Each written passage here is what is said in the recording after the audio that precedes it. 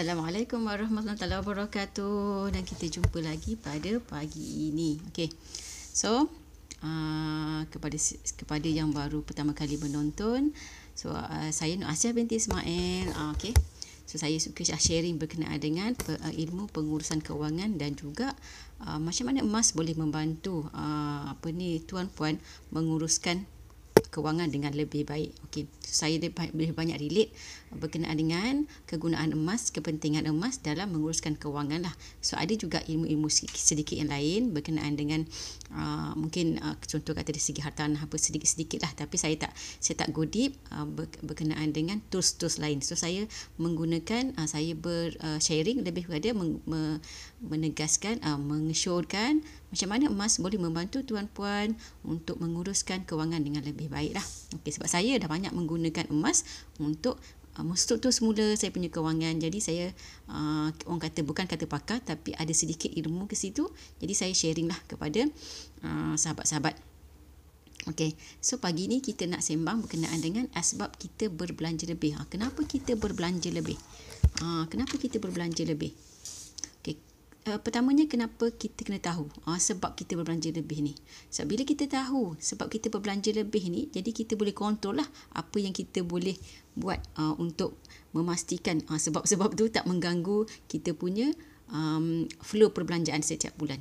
Kan? Sepatutnya kita dah ada bajet lah setiap bulan. Contoh untuk kata untuk bajet rumah. Okey, untuk bajet barang basah berapa contoh. Untuk pembelian contoh kata pakaian ke berapa. Jadi kita dah kena ada bajet sebenarnya. Bila kita ada bajet kita lebih boleh berkontrol lah. Tapi bila kita ada macam contoh kata duit lebihan sedikit, kalau kita tak kontrol kita punya duit lebihan tu, okey, contohnya macam contoh Asia bila ada duit, bukan bila ada duit lebihan, maknanya sepatutnya kita memang dah potong awal-awal apa yang kita nak simpan. Dia kira macam dia punya, bukan tips lah, maknanya dia punya peraturan yang paling penting untuk kita dapat menyimpan adalah kita simpan dulu sebelum berbelanja. Kalau kita dah boleh buat benda tu, insya-Allah kita boleh kontrol lah sedikit. Tapi sebab ada kekurangan bila kita menyimpan dalam bentuk wang, jadi kita ada duit tu, kita nampak dalam bentuk RM, kita boleh juga berbelanja lebih. Sebab tu Asia mengesyorkan, macam contoh Asia gunakan emas untuk memastikan Asia tak berbelanja lebih. Sebabnya duit yang lebih tu Asia dah simpan, tukarkan ke dalam bentuk emas, dan juga apa yang Asia nak remain dalam bentuk duit, Asia sukarkan pengeluarannya. So tuan-puan boleh bolehlah meniru cara tersebut. Sebabnya Asia ni meniru cara daripada mentor-mentor lah. Mentor-mentor macam contoh kata daripada Cik Muhammad Zulkifli Syafi'i ni. Cik Muhammad Zulkifli Syafi'i, ini buku tulisan dia lah. So mentor emas Asia dan juga mentor pengurusan kewangan. Dia yang ini buku beliau lah, Misi Bebas Hutang, dan juga dia combo lah, maknanya combo dengan buku tu. Dia memang kita kena baca sekali, iaitu ini buku Wang Emas Bertahan Ketika Gawat. So bila baca kedua-duanya, kita akan lebih jelas macam mana kita boleh kontrol kita punya perbelanjaan, kita punya wang, untuk nak memastikan kita tidak belanja lebih dengan emas. Contoh kalau tuan-puan boleh kira macam kontrol perbelanjaan tuan-puan dengan bentuk duit, so alhamdulillah. Tapi saya nak share kan, so jangan surprise lah kalau contoh tuan-puan kata sebenarnya saya tak boleh, bila ada duit saja saya akan rasa nak belanja. Sebabnya memang ada kajian yang mengesahkan bahawa 8 daripada 10 orang 10 orang, kita tanya 8 orang memang tak boleh menyimpan dengan wang. Bila ada wang je dia ingat nak belanja. Itu sebenarnya fitrah, sebab duit adalah fitrah manusia. Duit adalah fitrah manusia untuk berbelanja. Kalau contoh kita adalah bentuk lain, contoh kan dalam bentuk emas, ataupun kita dah tukarkan, contoh kita memang boleh menyimpan sedikit. Bila kita simpan sedikit, kita pun tukarkan ke dalam bentuk hartanah lah. Contohnya kalau kata kita memang sangat ada ilmu, boleh tukarkan dalam bentuk hartanah. Contoh beli rumah lelong yang harganya macam contoh agak rendah, jadi sangat baguslah. Sebabnya duit kita tu, kekayaan kita dah bertukar ke dalam bentuk hartanah. Sebab hartanah dia boleh memberi kita pulangan lah, tapi kena kena ada ilmu lah kan. Sebab nanti kalau tidak kita beli rumah yang kita tak boleh sewakan pun, atau tak boleh sewakan langsung, ataupun kita sewa dengan negative cash flow lah. Maknanya contoh kita kata tuan-tuan beli rumah yang bayaran loannya 900 tapi boleh dapat sewa kat situ hanya 500. So kena ada ilmu lah untuk nak memastikan pelaburan kita boleh memberi pulangan yang lebih baik. Okay. So hari ni kita nak share 5 sebab kenapa kita berbelanja lebih. Satunya adalah pengaruh iklan. So kita mungkin contoh kan, kalau dulu-dulu kita tengok TV je iklan, tapi sekarang media sosial pun banyak iklan kan. Contoh kat tepi-tepi jalan pun kita jalan aja banyak billboard kan, highway tu banyak sangat billboard, kat tepi jalan mana pun banyak sangat iklan-iklan yang dipaparkan. So itu adalah boleh mempengaruhi kita untuk berbelanja lebih. Dia okey lah kalau benda yang betul yang kita beli tak ada masalah. Tapi bila kita nampak benda yang kita sebenarnya tak perlu, sebab itu kena ada ilmu bezakan antara keperluan dengan kehendak. Bila kita boleh bezakan keperluan kehendak, bila kita dah buat bajet setiap bulan, jadi kita memang bolehlah membezakan antara ini tak boleh beli, ini boleh beli. Maknanya walaupun kita, kalau contoh kata dalam bentuk duit kita ada banyak pun, contohnya memang ada dalam bentuk duit, contoh at least 3 bulan pendapatan dalam bentuk duit untuk dana kecemasan, jadi kita tak akan ambil duit tu untuk beli barang-barang yang sebenarnya hanyalah kehendak dan kita boleh tangguhkan kehendak tersebut. Mungkin tak perlu pun. Macam contohlah sofa kan, sofa baru, mungkin sofa kita macam masih okey, cumanya bila kita tengok banyak iklan, kita rasa macam cantik ke sofa baru ni kan. Contoh macam tu. Lagi satu pengaruh iklan ni, saya suka ada seorang mentor kewangan ni lah, dia selalu share berkenaan dengan, dia selalu cakap macam contoh kata kita nak raya kan, banyak pakai duit kan, contoh nak raya. So nak raya, dia kata kita jangan beraya ikut orang Islam, tapi kita kena raya ikut Islam. So kalau contoh ikut Islam, dia memang kena tukar laksi baru ke, kena tukar sofa baru ke, kena pakai baju baru ke semestinya? Tak kan? So maknanya kita kena ikut Islam, cari Islam bersederhana sahaja, asalkan benda tu yang menarik lah yang kita pakai kan. Contoh baju, tak semestinya baju baru, tapi macam contoh kata kita lebih kepada sebab kita ikut orang Islam, sebab orang Islam dia secara adatnya, kalau kat Malaysia lah, orang yang mampu memang pakai baju baru lah kan. So kalau contoh saya jumpa ramai orang yang suka sangat tukar langsir kalau nak raya, tapi saya tidaklah, insya-Allah saya tidak macam tu, sebab saya rasa macam tak apalah, masa lagi boleh pakai kan contohnya. So kita kena ikut cari Islam lah, tak perlu pun macam contoh kata nak kena tukar langsir baru, contoh macam tu. So jadi jangan kita terpengaruh oleh iklan lah, terpengaruh oleh iklan, sebab iklan ni boleh sangat sekarang ni kan, sangat boleh mengganggu lah kita punya emosi bila kita adalah bentuk duit. Sebab tu saya lebih prefer duit saya ditukarkan ke dalam bentuk emas. Kalau yang baru mendengar, kalau saya bercakap pasal emas, saya refer kepada emas pelaburan, emas pelaburan macam ni. Emas macam yang ni, kalau saya ni dealer emas public gold, saya bercakap berkenaan emas, merujuk kepada emas public gold lah. Kalau contoh tuan-puan boleh dapat emas yang emas pelaburan macam ni dekat syarikat lain, dan ada package macam contoh yang saya selalu sebut, yang saya pernah sebut pasal berkenaan dengan package, kenapa kita kena beli emas pelaburan, dan feature-features yang kita perlu ada semasa kita nak beli, nak memastikan emas yang kita beli, emas yang kita simpan adalah yang paling orang kata paling menguntungkan kita lah. Dari segi kita nak jual semula, kita nak dapat duit macam tu. Okay. So kalau contoh kata memang boleh dapat yang macam yang ni fizikal, sebab emas yang terbaik adalah emas fizikal. So apa-apa keadaan pun maknanya emas tu ada dengan kita. Jadi kita boleh gunalah duit tu, emas tersebut untuk kita tukarkan kepada duit. Contoh kalau kata contoh tuan-puan berminat malam ni ada sesi talk show berkenaan dengan macam mana kita boleh menggunakan emas lah, maknanya contoh dari segi nak pajak apa semua tu. So boleh tengok nanti talk show malam ni, boleh tengok nanti dalam saya punya walls. Tadi saya ada dah share dalam wall saya, malam ni ada link lah kat situ untuk tuan-puan boleh ikuti talk show tersebut. Okay. So banyak cara lah sebenarnya kita boleh memanipulasi menggunakan emas untuk nak memastikan kekayaan kita makin bertambah lah. Okay. So pengaruh iklan, jangan kita terlalu terpengaruh pada iklan lah. Okey. So tapi satu sebenarnya, kalau contoh orang-orang kaya dia tak tengok TV.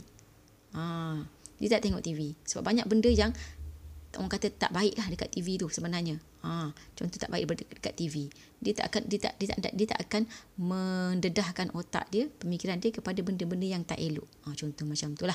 Okey. So itu memang kalau tuan-puan boleh search lah. Macam mana cara orang kaya ni. Salah satunya dia tak tengok TV dan tak tengok akhbar. Okey, itu salah satu yang saya jumpa memang itu adalah features orang kaya. Okey. So untuk kita nak maintain kita punya otak supaya lebih baik, okey. So kita boleh ignore lah benda-benda yang boleh memberi kesan kepada otak kita tersebut lah. Okey. So sebab dekat TV dekat TV dekat apa ni surat khabar banyak iklan kan, sebanyak iklan. So itu pun boleh memberi pengaruh pada kita untuk kita membeli lebih, membelanja lebih. Okey. So yang kedua, kita tidak insaf. Macam contoh, kita dah beli sekali, lepas tu kita perasan duit tu kita sepatutnya boleh guna untuk benda lain yang lebih berharga. Contoh kata kita boleh simpan benda tu kan, tapi sekali lagi bila kita tengok lagi iklan, kita terpengaruh lagi, kita beli lagi sebab kita tidak insaf. Kita tidak insaf. Kita tak ambil pengajaran daripada kesilapan-kesilapan kita sebelum ini. Okey. So itu yang kedua. Okey. So dia sebabnya adalah sebab kita rasa kita ada duit. Itu banyak memberi kesan lah. Banyak memberi kesan. Jadi saya dah mengurangkan kesan tu. Kesan daripada kita rasa banyak duit tu sebab saya dah tukarkan macam emas daripada duit saya ke dalam bentuk emas pelaburan macam ni. Kenapa kalau orang tanya kenapa tidak emas pakai, saya tak contoh hari ni emas pakai adalah saya pakai kan, tapi saya tak ada keluarkan. So kenapa bukan emas pakai? Emas pakai dia ada emas perhiasan lah maksudnya kan, gelang, rantai, cincin, semua macam tu. Ia adalah tinggi dari segi kos-kos lain. Contohnya kos untuk upah. Sebab contoh yang ini 10 gram. Kalau emas macam ni di public gold lah ya, saya refer pada emas public gold yang saya syarikat lain saya tak pasti, so tuan-puan boleh tanyalah kepada dealer-dealer emas syarikat lain. So contoh yang ini harganya sekarang adalah 2,600 lah. 2,600, alamak saya tak buka tadi. Sekejap ya. 2,600 berapa hari ni? Sebab emas public gold harganya boleh tengok saja di website publicgold.com.my. Okey. So hari ni RM262. Tapi kalau 10 gram ni sekarang sebab harga untuk yang kita beli secara orang kata cash and carry ataupun bayaran bulanan, harganya berubah setiap 20 minit. So sekarang harganya adalah RM2,603. Tak termasuk kos, orang kata kos upah lah. Kos upah hanyalah RM10 sahaja. 10 gram. So kalau tuan-puan beli gelang ataupun rantai yang 10 gram, beratnya 10 gram, kos upahnya boleh pergi sampai 400, 300, 400. So banyak tak beza dekat situ. Tapi tuan-puan dapat emas yang keturunannya, sebab emas perhiasan keturunannya adalah 916. 916 ni maksudnya dia ada campuran logam lain selain daripada emas untuk nak menguatkan struktur gelang ataupun rantai supaya kita boleh pakai. Lasak lah maknanya. Kalau yang ini okey, dia keturunannya adalah 999. So kita lagi untung lah sebabnya emas yang berketurunannya 100% lah kita kata kat sini. Kita panggil dia emas 99. So 99.9. So keturunannya 100% tanpa campuran logam lain. Yang 916 yang barang perhiasan tu ada campuran bahan logam lain sebanyak 91.6%. Emas yang lainnya so berapa? 8.4%. 7.4% kan? 7.4% adalah logam lain. Okey. So dari segi keturunan pun kita dah rugi kat situ sebabnya kat situ ada banyak bahan logam lain lah. Okey. Dan kita dikenakan kos untuk kos upah tu yang tinggi. Lepas tu susut nilainya pula, lagi satu susut nilainya pula adalah tinggi. Dia boleh pergi sampai 40%. Dia bermula daripada saya ni dalam 15% lah. 15%. Tapi yang untuk emas paling macam ni, susut nilainya ada 9%. So contoh kata tadi 2,600 9%. So dalam berapa? Kalau contoh 1,000 maknanya baru RM90, RM2,000 lebih, maknanya dalam 180 ke atas lah, macam tu, lebih kurang berapa. So kalau hari ni boleh jual dia 2369. 2369. So maknanya 9% sahaja. Sebab harga jual tu ada juga dipaparkan di website public good lah. Siapa boleh tengok. So maknanya susut nilai hanya 9%. Kalau banding yang tadi 40% contohnya, kalau kita jual bukan tempat kita beli, boleh pergi sampai 40%. 40% kalau harga RM2,000 lebih, maknanya dia boleh pergi sampai berapa ratus? RM800, campur lagi dengan kos upah tadi yang kita dah rugi. Sebab kita beli, contoh kata kos upah dia RM400. Tapi yang ini kos upah dia baru RM10. Rugi ke rugi sangat? Memang sangat rugi sangat lah bila kita simpan duit yang kita nak kira kita nak definisikan dia sebagai pelaburan. Tapi kau nak pakai tak ada masalah lah kan. Tapi takkanlah kita nak pakai sampai 10 ulas rantai. So 1 atau 2 pun dah cukup lah kan. 8 lagi yang kita rasa kita mampu boleh beli rantai lagi, contoh 8. So kita ubahlah dalam bentuk mas pelaburan untuk nak memastikan ianya boleh memberikan kita keuntungan yang lebih dengan masa yang lebih singkat. Okay. So yang ketiga, tadi kita dah sebut sebab pertama adalah pengaruh iklan, pengaruh kedua adalah tidak insaf lah. So kita dah kena beli barang yang kita tak guna, tapi kita still lagi ulang kesilapan yang sama.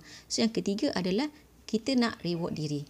Kita rasa kita perlu reward diri, beli macam-macam. Contoh, kita rasa macam contoh kita reward diri dengan kita beli kereta. Beli kereta. Tapi ini pun kena ada ilmu lah untuk beli kereta. Tapi kita mesti nak. Tapi sebab orang kata kena ada kereta lah kalau sekarang kan, untuk kira macam memudahkan kita punya pengangkutan. Nak beli kereta. Tapi kereta ni kita ada pilihan. Sama ada kita beli kereta yang memang atas kemampuan sebenarnya ataupun ikut kemampuan. So definisi dia tu kita yang tentukan sendiri. Tapi kalau macam contoh saya ada pernah sebut sebelum ni, kereta yang sepatutnya kita beli adalah yang bernilai 15% daripada pendapatan bulanan kita. Loannya, bayaran bulanannya. Hanyalah 15%. Contoh, kita gaji RM3,000. So yang patut kita beli kereta adalah yang loannya hanya RM450 sahaja. Itu terms yang diperkatakan yang disyorkan oleh pakar-pakar kewangan lah. Saya cuma menyebarkan sahaja. So maknanya untuk dapatkan pengurusan kewangan yang baik, itulah rasionya. Ataupun kalau kita nak tengok dari segi harga 1 tahun pendapatan. Contoh kata kita ada gaji RM3,000, so maknanya kereta yang kita patut pakai hanyalah yang kereta yang bernilai RM36,000. RM36,000 sahaja. Okey. So kita apa yang boleh? So boleh nilai lah. Kalau mungkin kita nak cantik sikit, kita beli kereta second hand lah kan. Tapi second hand banyak pun yang elok kan. Second hand yang kita check lah, kena check lah kan, kena buat sedikit research. So boleh dapat je kereta yang elok RM36,000. Contohnya. So maknanya kita jangan reward diri benda yang tak sepatutnya lah. Kita boleh reward diri dengan simpan emas macam ni pun kita reward diri. Sebab kita ada simpanan, kita reward diri dengan emas macam ni, kita simpan dan ianya boleh memberi kebaikan kepada kita di kemudian hari. So kita kena pilih apa reward diri yang kita patut terima.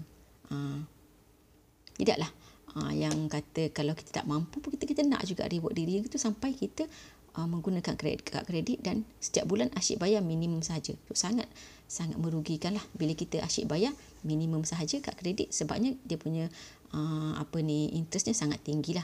Boleh sampai 18% 1 tahun kan. So memang sangat tinggi. Satu, yang keempat, terlalu mudah mendapatkan kredit. Maknanya sekarang ni sebab banyak sangat orang yang boleh bagi kredit kita untuk kita beli dan kita boleh bayar, contoh kata ansuran berapa lama.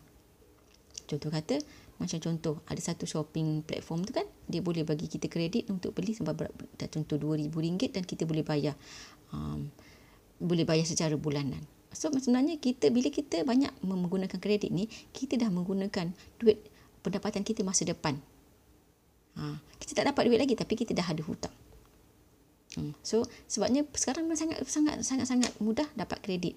Sebabnya kenapa? Sebab banyak syarikat yang syarikat perniagaan lah maknanya kan, dia nak mendapatkan keuntungan yang lebih dengan memberi kredit lah. Sebab bila dengan kredit dia dapat untung lebih. Kalau dia bayar contoh saya baru beli satu motor, untuk husband saya berulang kerja. Kalau cash RM8,200. So kalau ambil kredit, harganya boleh mencecah sampai RM10,000 lebih. 10,000 lebih, saya ingat macam tu. So kedai memang akan bagi harga yang memang, kalau kata kita tengok harga tu memang untuk kredit punya. So saya kena tanyalah sebab saya nak beli cash, contoh macam tu kan. So saya kena tanya berapa harga cash. So sebabnya memang dia akan biasanya akan tunjukkan harga yang berapa bulanan, sebab dia nak attract orang supaya beli, sebab tengok harga 200 lebih contohnya, tapi kita tak nampak bila kita contoh, saya tak pasti yang tu berapa, saya tak ingat, tapi maknanya sebab saya memang tak fokus kepada berapa harga yang nak kena bayar bulanan, tapi maknanya contoh ditunjukkan berapa harga yang kena bayar setiap bulan, loan yang kena bayar setiap bulan, sebabnya dia nak attract orang supaya beli secara loan lah. Okey, contoh macam tu. Jadi bila kita tengok kat situ, kita banyak rugi kat situ lah, bila kita membeli secara kredit. So benda yang orang kata yang bukan keperluan sangat, so memang sepatutnya kita tak ambil kredit lah. So kalau contoh memang kita tak mampu, memang tak boleh, contohnya lah, contoh kan, kita nak beli peti sejuk, sebab peti sejuk kita rosak, memang kita tak boleh lah ni, memang tak boleh, contohnya. So terpaksa juga, so bolehlah cari, tapi kena memang sangat-sangat aku kata belanja tu kena sangat berhemah lah, untuk pastikan setiap bulan tu kita memang boleh bayar lah kan. Dan bila kita menggunakan kredit ni, contohnya menggunakan pinjaman macam ni, memang ni kita dah membelanjakan duit kita masa bulan depan, kita dah mengurangkan kebolehgunaan duit kita pada bulan depan tu. So itu salah satu daripada kita belanja lebih lah. So untuk elak tu, maknanya kita kena cuba sedaya upaya beli secara cash lah, beli secara cash. Macam contoh kata sofa ke apa, tak payahlah nak ambil yang kredit kan. So kalau kata contoh memang sofa gila, sofa rumah kita memang sangat memang tak boleh nak guna dah, nak lubang memang tak boleh nak buat apa dah kan, kita nak baiki memang tak boleh. So kena beli, tapi maknanya belilah secara pilihan apa yang kita paling perlu sahaja. Tak perlu dah nak beli sofa yang sampai nak kena kredit, sebab nak beli sofa yang harga RM45,000, sedangkan dia punya tujuan hanyalah untuk duduk kan. Tapi kalau orang minimalis tak payah sofa pun tak apa, boleh duduk je atas lantai kan. Tapi mungkin kita nak lah, kita dah biasa rumah, kita pergi rumah orang, kita ada sofa, duduk atas sofa lagi selesa contoh kan. So tak ada masalah lah. So boleh beli, tapi mana yang benda yang beli hanyalah yang paling perlu, yang paling basic, yang kita mampu sahaja. Okay? So jangan sampai menjerat diri kita untuk membayar setiap bulan lebih, sebab kita hanya nak untuk kita nak impress orang lah. So saya memang kira macam tidak menggunakan untuk impress orang. Apa yang kita perlu hanyalah untuk yang saya nak guna, hanyalah apa yang saya perlu. So saya tak adalah yang orang kata keinginan untuk impress orang pun tak ada. Sebab kita pernah dengar kan, kita pernah dengar bahawa macam contoh lah dulu kan, mungkin sekarang tak berlaku lah kot kan, orang tu beli ni, macam contoh kita pun macam nak beli tu juga, sebabnya apa, tak boleh lah, dia ada aku nak ada, contoh macam tu. So kita tak nak lah ada lagi mindset macam tu kan. So satu lagi, yang kelima adalah belanja ni memang menyeronokkan. Kita rasa benda tu kita seronokkan, kita terapi diri lah, kita kata kan ramai orang perempuan suka terapi diri, tapi tak apalah kalau nak terapi diri, contoh kata kita rasa kita suka nak pergi shopping, tak payahlah shopping, window shopping je mungkin bolehlah pergi kan. Contoh kata sebulan sekali nak window shopping, window shopping je. Sebab tu kan yang ada baguslah, saya suka yang kata kalau buka Shopee orang perempuan ni, dia punya dalam chat tu banyak sangat kan, supaya tak check out pun. Tak apalah, itu terapi kan. Tapi janganlah ambil masa terlalu banyak untuk kita nak buat terapi, nak pergi shopping, window shopping dalam online, terlalu banyak masa. Jadi kita boleh mengurangkan masa yang kita sepatutnya boleh, contohnya mendalami ilmu kewangan kan, boleh dengar the talk show daripada mentor-mentor kewangan. Contoh daripada saya bukan mentor, tapi saya berkongsi lah apa yang saya baca daripada mentor kewangan. So mungkin boleh dengar lah talk show ni, daripada kita buang masa, habiskan masa. Itu peringatan daripada diri saya sendiri jugalah. So janganlah terlalu khayal dengan contohnya kita tengok FB kan, kita tengok YouTube, tengok benda-benda yang melagukan lah kan. So dia memang belanja ni menyeronokkan, tapi dengan peringatan bahawa kita boleh berbelanja, tapi cuba berbelanja benda yang akan menguntungkan kita di kemudian hari. Contohnya saya berbelanja emas lah, saya berbelanja emas. Bila contoh saya setiap bulan berapa saya punya portion untuk belanja emas, saya belanja emas. Yang lain tu memang cukup je untuk saya gunakan mengikut bajet saya. Apa yang saya dah bajetkan. Contoh kata untuk belanja harian berapa, untuk kata maintenance kereta berapa, untuk saya nak simpan dalam tabung untuk raya berapa contoh.